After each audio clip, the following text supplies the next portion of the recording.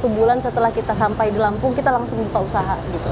Kita langsung buka. Mungkin itu bukan pertimbangan yang matang gitu ya. Cuman karena mungkin kita tipikal orang yang harus gerak nih. Buat saya keep going itu bukan masalah duitnya gitu, tapi tanggung jawabnya, lebih ke tanggung jawabnya. Ingat, tanggung jawab kita, niat kita mau buat ini, mau bermanfaat untuk orang ya, selama itu masih kasih impact yang positif buat orang ya, kita berada di jalur yang benar. Dan cek lagi gitu, apa sih yang salah, terus cek usaha kita, bagaimana muamalahnya, bagaimana, apa hal yang kurang, apa ilmu yang mungkin kurang kita dalamin. Pasti ada hal yang terus kita bisa perbaiki. There's always room for improvement lah. Kita melihat karena banyaknya takoyaki juga, berarti pasarnya ada gitu. Kenapa nggak kita buka gitu, toh marketnya ada.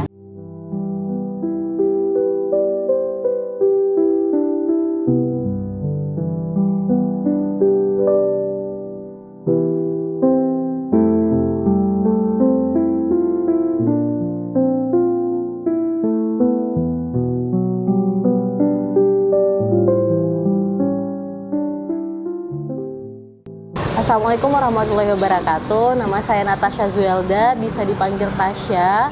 Saat ini saya bersama suami sedang menekuni bisnis Hikari Takoyaki otentik Jepang yang berada di Jalan Kimaja nomor 59 di Waihalim, Bandar Lampung. Tepatnya ada di depan SD Negeri 1 Waihalim. Background pendidikan saya untuk sarjana itu teknik industri di Syahkuala, sama dengan suami gitu. Cuman kalau suami itu beda angkatan saja gitu. Kita berbeda 2 tahun gitu.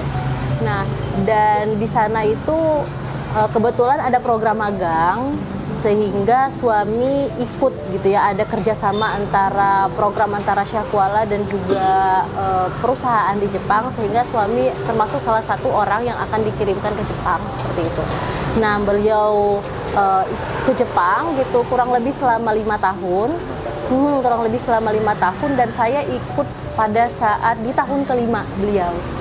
Begitu, sehingga kita pernah tinggal di Jepang, beliau kurang lebih 5 tahun. Di situ kita mendapatkan inspirasi bahwa kayaknya cocok nih kalau seandainya buat takoyaki di Bandar Lampung. Kala itu kita memutuskan untuk pulang sebenarnya gitu, karena ada satu dan lain hal gitu ya, kita memutuskan untuk pulang. Dan di situ kita melihat bahwa takoyaki di Jepang itu kan adalah snack yang sudah bertahan ratusan tahun ya gitu.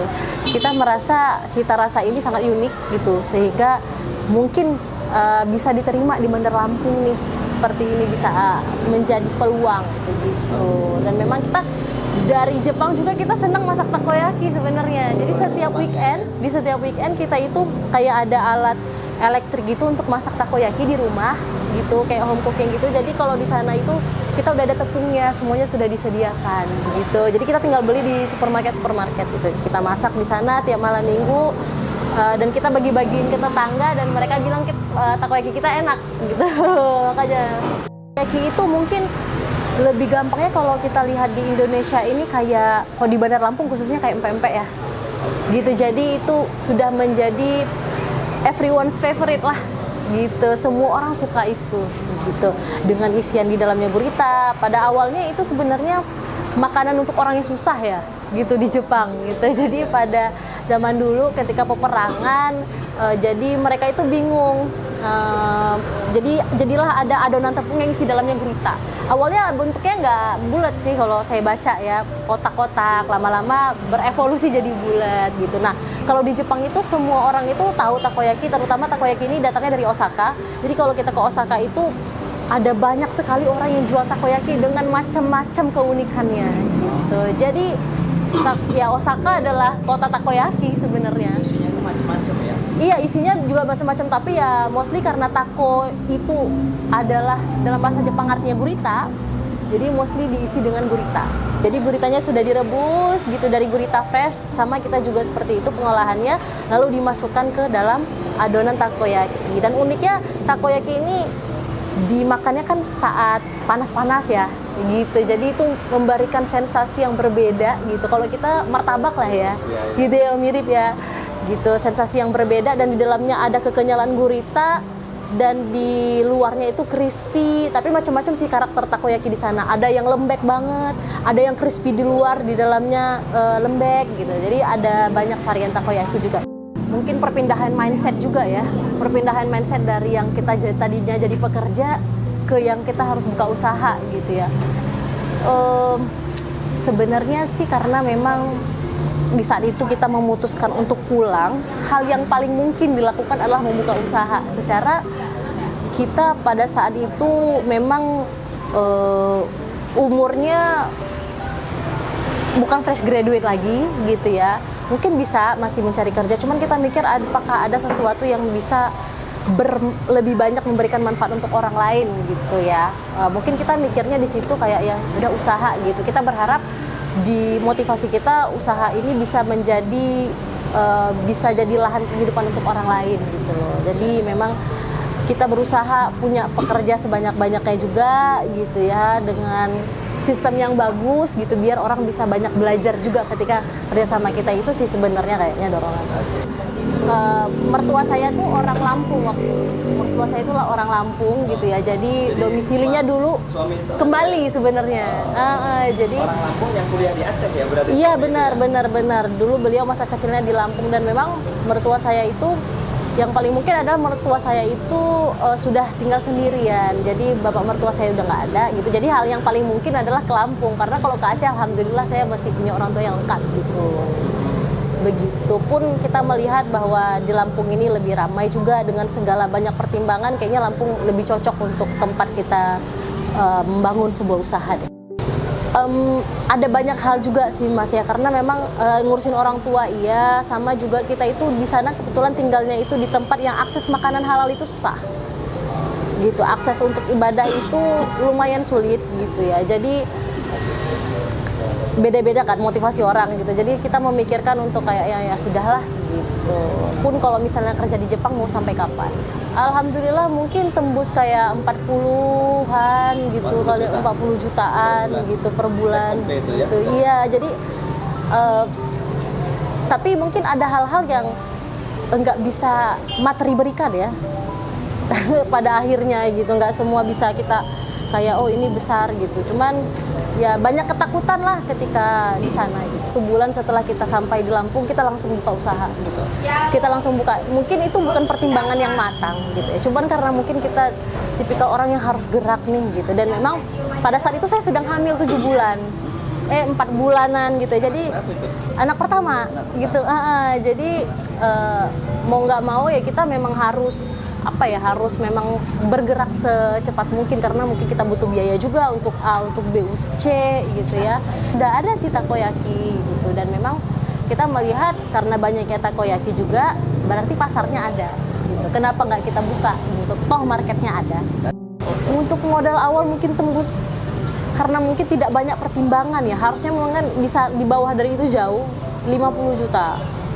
Karena memang sewa toko kan, kita dari awal sewa toko. Jadi sewa berapa pintu dulu? Satu pintu padahal 22. Jadi untuk peralatan lain lagi, beda lagi. Bisa sampai 20-an. Iya, 20-an juga, 20-an lebih, mungkin 30 kan, ada gerobak, ada ini gitu kan. Jadi mungkin seharusnya tidak perlu sampai sewa toko, mungkin ada cara lain untuk pemula ya gitu. Cuman qadarullah memang pada saat itu yang dilakukan gitu. Pernah itu mungkin kalau pahit-pahitnya sih kita pernah satu hari itu 50.000 itu kan dikit banget untuk orang yang udah nyewa toko, udah semuanya ya Pak ya. 50.000 satu hari waktu dari itu. Jam berapa sampai jam berapa? Itu kita malah bukanya dari jam 11 waktu itu sampai jam 10 malam. Gitu. Jadi pernah sih ya sampai 50.000 itu masih waktu ngerintis pertama-tama. Ngerintis pertama-tama itu bulan-bulan pertama, kedua gitu. Jadi saya mikir di situ kita kan di saat kita mungkin dalam keadaan yang tidak menguntungkan, kita di situ berpikir lebih keras, mencari cara, lebih belajarnya juga lebih keras gitu kan. Pernah berpikiran seperti kayak yang apa ini bukan jalannya ya, bukan takoyaki ya gitu kan, karena memang kita harus tetap realistis gitu di dalam bisnis kan. Tapi balik lagi gitu, kalau kita belum coba mengerahkan semua apa yang kita punya gitu, berarti it's not the end of the game ya kan? Jadi alhamdulillah saya punya suami yang sangat suportif. Jadi kita saling mengingatkan, saling menyabarkan. Saling menyabarkan, saling mengingatkan, dan beliau sangat menguatkan gitu ya, sehingga kita alhamdulillah berdua bisa, alhamdulillah Allah bantu kita untuk dengan segala sulitnya lah gitu ya, sampai saat ini. Cuman ya kalau saya pikir sih hal yang paling membantu saya untuk tetap buka takoyaki itu adalah testimoni pelanggan deh kayaknya. Testimoni pelanggan yang bilang kayaknya iya takoyakinya beda, takoyakinya enak. Jadi kan iya menguatkan, sekaligus memang kita minta terus kan sama Allah gitu. Semoga Allah kuatkan, tunjukin jalan. Lama-lama ada aja saat kita sempit itu kita berdoa sama Allah, ada aja kemudahan-kemudahan yang Allah kasih yang kita ambil sebagai petunjuk, mudah-mudahan ini ya Allah, dan kita ikhtiar maksimal insyaallah. Bukan masalah duitnya gitu, tapi tanggung jawabnya, lebih ke tanggung jawabnya. Ingat, tanggung jawab kita, niat kita mau buat ini, mau bermanfaat untuk orang ya, selama itu masih kasih impact yang positif buat orang ya, kita berada di jalur yang benar. Dan cek lagi gitu, apa sih yang salah, terus cek usaha kita, bagaimana muamalahnya, bagaimana apa hal yang kurang, apa ilmu yang mungkin kurang kita dalamin. Pasti ada hal yang terus kita bisa perbaiki. There's always room for improvement lah gitu. Jadi perbaikin terus, nggak ada usaha yang mentok sih, kecuali kalau misalnya udah mentok banget ganti usahanya, tapi kita tetap dengan kualitas yang lebih baik memulai usaha itu. Alhamdulillah orang tua saya sangat suportif, apalagi mungkin kalau keluarga saya yang di Lampung juga ya, ibu mertua saya sangat suportif, tante-tante yang ada di sini tuh sangat suportif. Itu mungkin juga menjadi salah satu penguat ya gitu ya, keluarga gitu ya. Mereka itu doanya saya ngerasa banget gitu ya, ini mungkin ya doa-doa dari orang-orang tua kita gitu loh, orang tua saya, orang tua ya mertua saya ya sudah pasti gitu, karena nggak ada orang tua yang berdoa yang buruk untuk anaknya, dan memang hal itu kerasa sih gitu, doa orang tua. Sampai titik ini mungkin salah satunya karena doa-doa beliau. Iya, karena doa 3 orang tua kami lah, insya Allah gitu, yang masih sampai sekarang mudah-mudahan terus sehat. Nyari takoyaki otentik Jepang nggak perlu lagi ke Jepang, karena takoyaki cita rasa Jepang yang otentik bisa didapetin di Hikari Takoyaki yang lokasinya ada di Jalan Kimaja nomor 58 depan SD 1 Waihalim Bandar Lampung gitu. Kita juga terima untuk kayak pesanan yang besar, kayak misalkan hajatan atau yang lain-lainnya, kita insya Allah terima. Banyak variannya takoyakinya, ada banyak size juga. Untuk takoyaki isian gurita start 15.000 aja. Udah ada gurita yang besar juga, katsuoboshinya banyak, atau ikan cakalang serutnya banyak. Terus teman-teman juga bisa pilih 4 varian rasa, ada Japanese original, mentai, terus juga pedas gemes dan cheesy creamy gitu. Ada juga paket XL, kita paketnya mix, isinya 18 bola, 45.000, bisa jadi pilihan untuk dibawa saat kunjungan atau jadi buah tangan gitu. Untuk teman-teman yang mungkin nggak suka kue, tapi mungkin ini bisa jadi hal yang baru dan memang sangat enak gitu untuk dinikmati bersama-sama. Dan ada di TikTok, ada di Instagram juga @hikari-takoyaki25.